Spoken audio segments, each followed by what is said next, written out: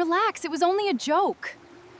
You knew I couldn't swim, but you didn't know someone recorded why you pushed me. Claire, you need to see this video, now. It was only a joke. My sister laughed while I lay coughing beside the pool. She knew I could not swim. What she did not know was that one of her guests had recorded the moment. She admitted exactly why she pushed me. Hello, my name is Claire Bennett. I am 34 years old, and until last summer, I believed the worst thing my sister could do was embarrass me in front of our family. I was wrong.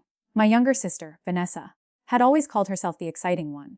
She was beautiful, loud, charming, and able to turn every room into her stage. I was the quiet one, the dependable daughter who remembered birthdays, paid bills on time, and showed up whenever our parents needed help. For most of my life, I accepted our roles. Vanessa made messes. I cleaned them up. She took the applause. I stood behind the curtain, but the pool changed everything. It happened at our parents' lake house outside Austin, Texas. My father had bought the property 20 years earlier, after selling his construction company. It was the center of our family life. We spent holidays there, celebrated graduations there, and held my mother's memorial service beneath the old oak tree near the water. When Mom died, Dad placed the lake house into a family trust. He told Vanessa and me that one day it would belong to both of us. At least, that was what Vanessa believed. The summer party was her idea. She had recently become engaged to a real estate developer named Grant, and she wanted to impress his friends. She invited nearly 40 people, hired a bartender, ordered expensive flowers, and filled the patio with white furniture that no sensible person would place near a swimming pool. Dad was recovering from heart surgery, so he stayed at his apartment in the city. He asked me to attend and make sure the house was treated respectfully. That request annoyed Vanessa. "You are not Dad's security guard," she told me when I arrived. "I know, he just asked me to check on things." She smiled, but there was no warmth in it. "Then check. After that, try to enjoy yourself for once." I should explain something important. I could not swim because of an accident when I was 9. During a school trip, I slipped from a dock and sank into deep water. A teacher pulled me out, but the terror never left. I had tried lessons as an adult, yet every time water covered my face, my body froze. Vanessa knew this better than anyone. She had heard me wake from nightmares when we were children. She had sat beside me during swimming lessons and watched me shake. At the party, I stayed several feet from the pool. I talked with guests, helped the caterer find serving trays, and quietly moved 2 fragile lamps before someone knocked them over. For an hour, everything was fine. Then Grant began telling a story about a vacation in Mexico. He said Vanessa had jumped from a yacht into the ocean without hesitation. "Claire would never do that," Vanessa said loudly. Several people looked at me. "No," I replied. "I would not. She is afraid of water," Vanessa explained, as if she were sharing a funny secret. "She will not even stand in the shallow end." I forced a smile. "Everyone is afraid of something." Grant laughed. "Vanessa says you are afraid of everything." The words stung, but I refused to give them a reaction. I turned away and walked toward the outdoor kitchen. That was when Vanessa called my name. I looked back. She rushed toward me with both hands raised. For one foolish second, I thought she meant to hug me. Instead, she shoved me. My heel caught the stone edge. The world tilted. I heard laughter before I hit the water. The shock stole my breath. I sank instantly. Music became a distant vibration. Sunlight broke into trembling pieces above me, but I could not reach it. My arms moved without purpose. My lungs burned. I remember thinking, She knows I cannot swim." Someone grabbed my dress. Another hand caught my arm. 2 guests pulled me onto the patio. I coughed until my chest felt torn open. People surrounded me. A woman named Lena wrapped a towel around my shoulders. Grant stood frozen. Vanessa remained near the pool, holding a glass of champagne. Then she laughed. "Oh, come on," she said. It was only a joke. No one laughed with her. Lena asked if she should call an ambulance. I said no because I was frightened, humiliated, and unable to think clearly. I wanted to leave before Vanessa could turn my terror into another performance. As I walked toward the guest room to change, I heard her behind me. "Claire, do not be dramatic. You were in the water for 10 seconds. I stopped. 10 seconds is a long time when you think you are dying. As she rolled her eyes. "You always make everything about you?" That sentence did something strange to me. It did not make me angry. It made me calm. I changed my clothes, collected my purse, and drove away. Before I reached the highway, I pulled into a gas station because my hands were shaking too hard to hold the steering wheel. My phone showed 11 missed calls. Most were from guests asking if I was safe. 2 were from Vanessa. Her first message said, "You embarrassed me." Her second said, "Do not tell Dad. He cannot handle stress." She had nearly drowned me, yet she was worried that I had embarrassed her. I drove to an urgent care clinic. The doctor examined me and said I was lucky.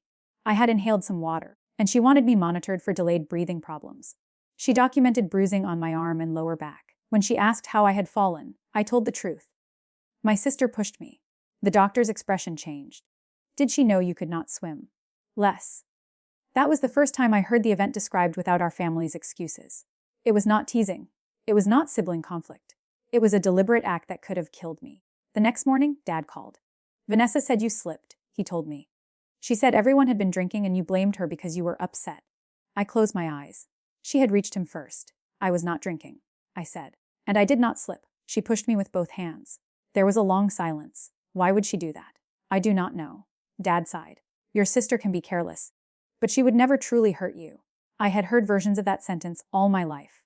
Vanessa did not steal my birthday money. She borrowed it. She did not ruin my college acceptance dinner. She was going through a difficult time. She did not lie about using Dad's credit. She misunderstood the limit. I could have argued. Instead, I said, I need some time. Then the mystery began. 2 days later, I received an email from Lena, the woman who had wrapped me in a towel. Attached was a short video. Her message said, I think you need to see what happened before you arrived. The recording showed Vanessa and Grant near the pool. Lena had been filming decorations for a social media post, and their conversation was clear in the background. Grant asked, Are you sure Claire will not fight the sale? Vanessa replied, Once Dad signs the new trust papers, it will not matter. But Claire keeps acting like she controls him. She needs to look unstable. Grant lowered his voice. Do not do anything stupid. Vanessa laughed. Relax. I am only going to loosen her up. Maybe give everyone a little show. The video ended. I watched it 6 times. What sale? What new trust papers? And why did Vanessa need me to look unstable? I called Dad's attorney, Margaret Shaw. Margaret had known our family for years. She sounded surprised to hear from me, then guarded when I mentioned the trust. Your father requested some changes, she said. What kind of changes? I cannot discuss his private instructions without permission. Did Vanessa arrange them? Margaret paused. Claire, please speak with your father. In person. Her tone frightened me more than the answer would have. I drove to Dad's apartment that afternoon. Vanessa was already there. Papers covered the dining table, and Grant sat beside her with a polished leather folder. What is this? I asked. Vanessa stood quickly. You cannot just walk in. Dad gave me a key. My father emerged from the hallway looking tired and confused. Since his surgery, he had been taking several medications. That day his speech seemed slower than usual. Vanessa gathered the papers. I caught a glimpse of a property map and the name Hollow Creek Development. Grant's company. Are you selling the lake house? I asked Dad. He rubbed his forehead. Vanessa says the taxes are becoming difficult. The taxes are paid from the trust. Grant stood. This is a family decision. You are not family yet. Vanessa stepped between us. There. That is the behavior I was talking about. She has been unstable since the pool accident. Everything became clear. She had planned to provoke me in front of witnesses. If I screamed, struck her, or caused a scene, she could tell Dad I was emotionally unstable. When I nearly drowned instead, she changed the story and claimed I had slipped. But I still did not understand why the lake house mattered so much. I left without arguing. Vanessa smiled as if she had won. The next morning, I began investigating. I searched county property records and discovered that Grant's company had quietly purchased 3 parcels beside our land. Together, those properties were nearly worthless because they had no direct road to the lake. Our family's property provided the missing access. If Grant controlled the lake house, he could combine the parcels and build an exclusive resort worth millions. Then I found something worse. A proposed development plan had been filed 6 weeks earlier. The plan listed our property as pending acquisition. Vanessa and Grant were not discussing a possible sale. They had already promised the land to investors. I sent everything to Margaret. She called within 10 minutes. Come to my office, she said, and bring the video. At her office, I learned that Vanessa had been pressuring Dad to sign an amendment that would name her sole manager of the family trust. She claimed I was too anxious and emotionally fragile to handle financial decisions. Margaret had delayed the signing because Dad seemed uncertain. Now she suspected Vanessa had also hidden his medication schedule and medical information from her. Can we stop them? I asked. Yes, Margaret replied, but we need to be careful. If your father has been manipulated, we must document it. For the next week, I said nothing publicly. Vanessa mistook my silence for defeat. She sent cheerful messages to our family group chat. She told relatives that I was resting after my little panic attack. She even posted a photograph from the party with the caption, "Some people need to learn how to take a joke." I saved every message. Lena connected me with another guest named Marcus, an off-duty firefighter who had helped pull me from the pool. He gave a written statement confirming that Vanessa pushed me and laughed afterward. 3 other guests did the same. The bartender provided the final piece. He remembered Vanessa asking him to serve me double drinks. when he told her I had requested sparkling water. She poured vodka into a glass herself and tried to hand it to me. I had put it down without tasting it. She had wanted witnesses to believe I was drunk. The betrayal was no longer a feeling. It was a plan. Margaret arranged for Dad to be evaluated by an independent physician. His mind was still sound, but 2 medications had been interacting badly. Vanessa had taken control of his pill organizer after his surgery and repeatedly gave him the wrong afternoon dose. Whether the mistakes were deliberate could not be proven. But once his medication was corrected, his thinking became clearer. I visited him with Margaret and showed him the video. Dad watched Vanessa say that I needed to look unstable. His face lost all color. Then I showed him the development plans, the guest statements, and the messages. I kept defending her. He whispered, "You wanted to believe the best about your daughter, and I refused to believe you." "For the first time since the party," I cried. Dad reached for my hand. "I am sorry, Claire." Those words did not erase the past, but they opened a door that had been locked for years. We decided not to confront Vanessa immediately. Margaret told her that Dad was ready to discuss the trust amendment at a family meeting the following Friday. Vanessa sounded delighted. She arrived at the lake house with Grant, his attorney, and a bottle of expensive champagne. She wore a white suit and carried the same leather folder I had seen at Dad's apartment. "I am glad everyone is finally being reasonable," she said. Dad sat at the head of the dining table. Margaret sat beside him. I stood near the window overlooking the pool. Vanessa placed the trust amendment in front of Dad. "Once you sign, I can take care of everything," she said gently. "You will never have to worry again." Dad looked at her. "Tell me why Claire cannot manage the trust with you." Vanessa gave me a sad, practiced glance. "You saw what happened at the party. She was drinking, lost her balance, and then became hysterical. She needs help, not responsibility. And you did not push her." "Of course not.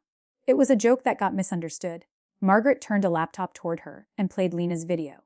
Vanessa's voice filled the room. "She needs to look unstable." Vanessa stopped breathing. Grant stared at the table. Then Margaret displayed the resort plan and the county records. "Your company promised investors access through property it did not own," she told Grant. "That may interest both the investors and the state authorities." Grant looked at Vanessa.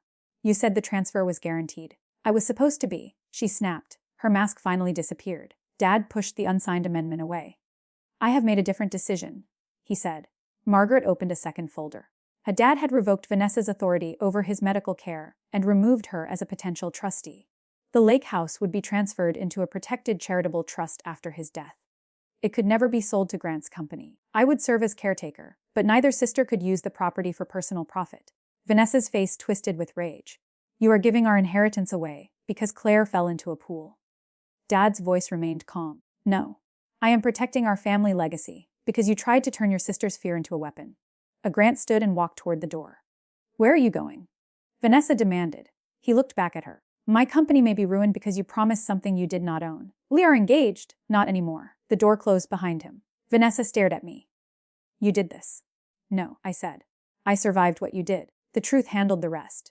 She raised her hand as if she might slap me, but Marcus, the firefighter, stepped onto the patio with a police officer. I had filed a report after gathering the witness statements and medical records. The officer was there to question Vanessa about the assault. I did not smile when she was escorted out. Real justice did not feel like a celebration. It felt quiet. Heavy final. Van Hetters later charged with reckless endangerment and assault. She accepted a plea agreement that included probation, community service, a mandatory counseling, and an order to stay away from me. Grant's investors sued his company, and the resort project collapsed. He avoided criminal charges but lost most of his business. Some relatives accused me of destroying my sister's life. I gave them one answer. Vanessa made her choices. I simply stopped protecting her from the consequences. Dad and I spent the next year repairing our relationship. He began therapy and admitted that his habit of excusing Vanessa had hurt both of us. I also returned to swimming lessons. The first month was terrible. I could barely put my face in the water, but my instructor never rushed me. One morning, almost a year after the party, I crossed the shallow end of a pool without touching the floor. When I reached the wall, I laughed and cried at the same time. Later that summer, Dad held a small gathering at the lake house. No champagne towers. No investors. Just friends, food, and people who made us feel safe. At sunset, I stood beside the pool. The water still frightened me, but it no longer controlled me. Dad asked if I was all right. "I am," I said, and this time I meant it. My sister once believed that calling cruelty a joke would make it harmless. She believed my silence meant weakness, and my fear made me easy to control. She was wrong about all three. Because a joke ends when everyone is laughing. What Vanessa did ended when I stopped drowning in her lies and made her face the truth.